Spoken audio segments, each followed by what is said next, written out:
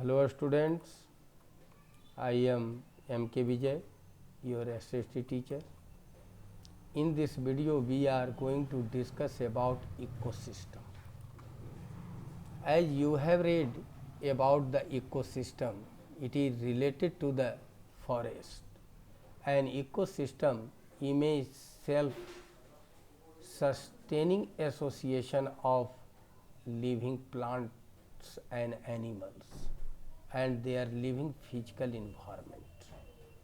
ये कहता है कि एन इकोसिस्टम एक इमेज तैयार करता है जिसमें वह खुद ब खुद एक ऐसा एसोसिएशन बनाता है जो लंबे समय तक लिविंग प्लांट, जीवित पौधे और एनिमल और उसके इन्वायरमेंट को तैयार करता है, मतलब जिसमें वह जिंदा रह सकता है।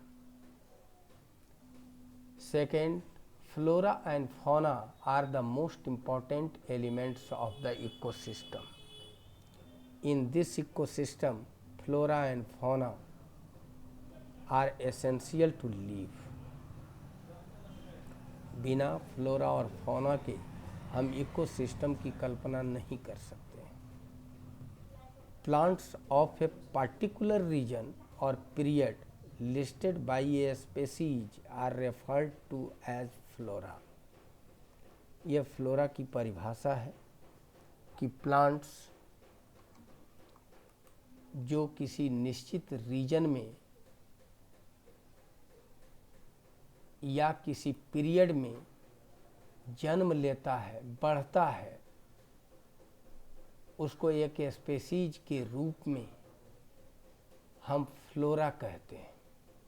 And the plant kingdom offered food for animals and prepared ground for evolution of animal kingdom.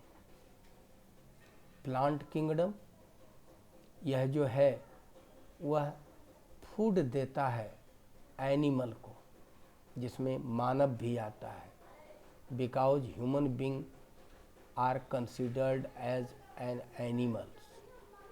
So plant kingdom gives food for animals and prepared ground for evolution of animal kingdom.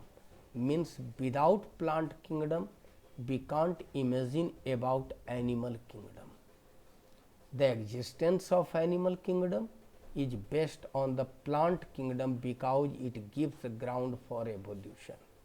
आगे बढ़ने की पृष्ठभूमि जो है वह plant kingdom ही तैयार करता है, जिसके आधार पर एनिमल किंगडम आगे बढ़ सकता है। Species of animals are known as fauna. जानवरों की प्रजातियां जो है उसे फौना कहा जाता है। All plants and animals in a given area are interlinked. The total plants and animals that are present in a certain area are interrelated and interdependent on each other, as well as the physical environmental forming ecosystem. Here, as you know, it is saying एक area में पाए जाने वाले plant और animal एक दूसरे से जुड़े होते हैं, एक दूसरे पर निर्भर करते हैं। वह चाहे फिजिकल के रूप में हो या फिर अदर इकोसिस्टम के रूप में कोई इन्वायरमेंट को क्रिएट करके और इस तरह से जुड़े हों। लेकिन ऐसा नहीं हो सकता है कि किसी एक क्षेत्र में पाए जाने वाला प्लांट और जानवर एक दूसरे पर आधारित नहीं हो। जैसे हम लोग उदाहरण ले सकते हैं राजस्थान का। राजस्थान में बबूल पाया जाता है, तो वहाँ ऊंट भी पाया जाता है जो उस कांटे नुमा बबूल को भी खा लेता है। अब इसको समझो, कि अगर प्लांट भगवान दिए हैं कांटे नुमा, तो वहाँ जानवर भी ऐसा दिए हैं जो उसी कांटे नुमा को खा करके जिंदा रहता है। That is good example of interdependency.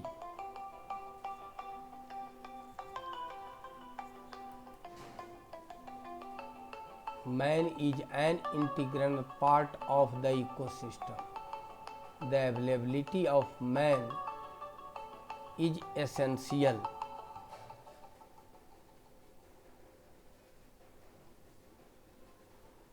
Without it, we can't imagine about the ecosystem.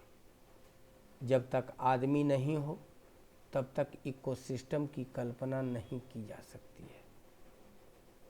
An ecosystem will achieve a balanced state in which plants and animals live together. Ecosystem एक ऐसा बैलेंस बनाता है या एक ऐसा बैलेंस स्टेट है जिसमें plant और एनिमल दोनों मिलकर उस इकोसिस्टम को पूरा करते हैं। अगर दोनों में से एक भी खत्म हुआ तो दूसरे को खुद ब खुद खत्म हो जाना है। You have read about the tiger and deer. If deer has gone, tiger will have to go. It is certain. Next, many ecosystems have been seriously affected by human activity.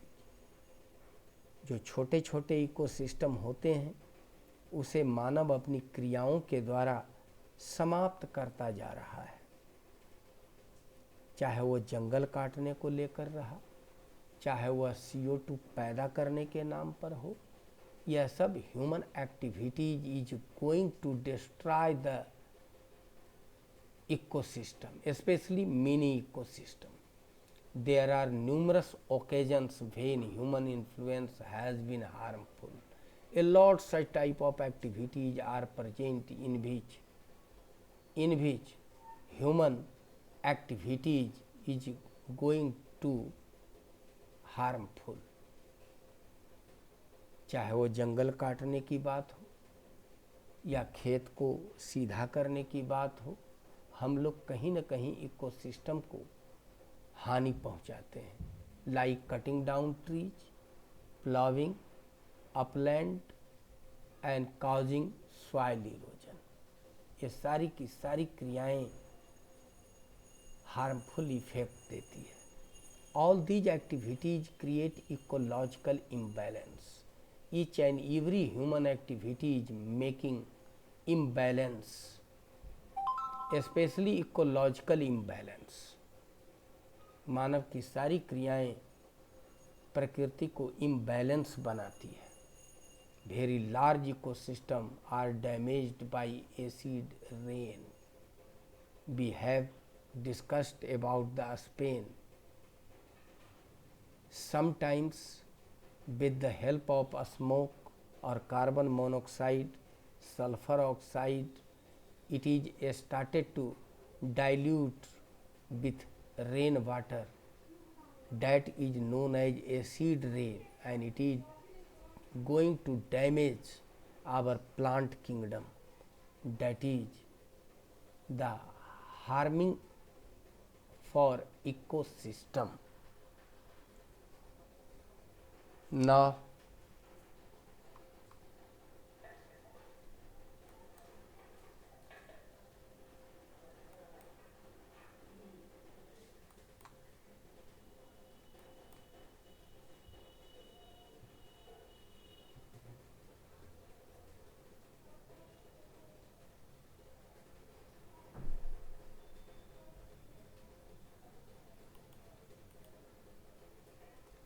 as you know about biome, a biome is a very large ecosystem on land having distinct types of vegetation and animal life.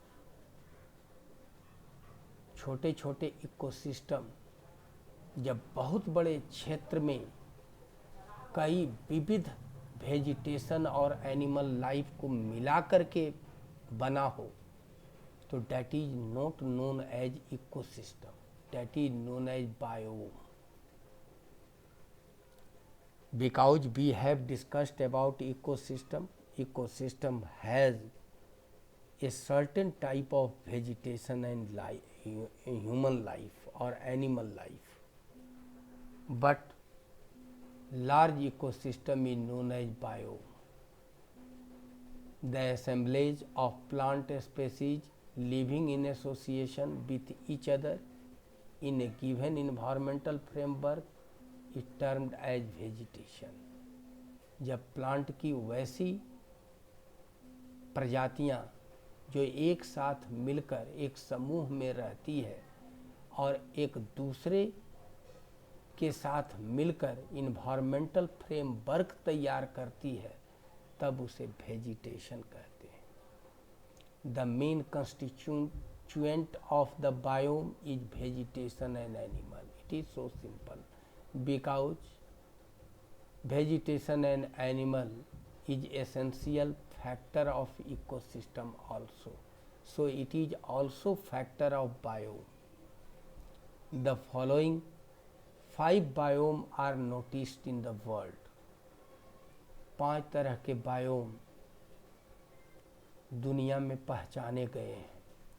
First, forest. Try to consider forest has different type of species as well as animals. Second, savanna. Savanna में कई तरह के घास और जानवर पाए जाते हैं। Third, grassland. ग्रासलैंड की संरचना भी कई तरह के जानवरों और कई तरह के घासों से होती है। Fourth, desert. डेजर्ट में जानते हो कि बहुतायत होती है, अलग अलग तरह के पौधे होते हैं। कैक्टस ही कई प्रजातियों की होती है। बबूल भी कई प्रजातियों का होता है और उस पर आधारित जानवर भी। And fifth, tundra. ठीक इसी तरह से टुंड्रा में अलग तरह के जीव जंतु पाए जाते हैं। So that's all, and again we want to say to you, अगर किसी भी वीडियो में कोई आपको संशय हो तो कमेंट बॉक्स में जाकर अपने संशय को लिख सकते हो, और इस तरह से हमारे पास वो क्वेश्चन खुद ब खुद चला आएगा। That's all.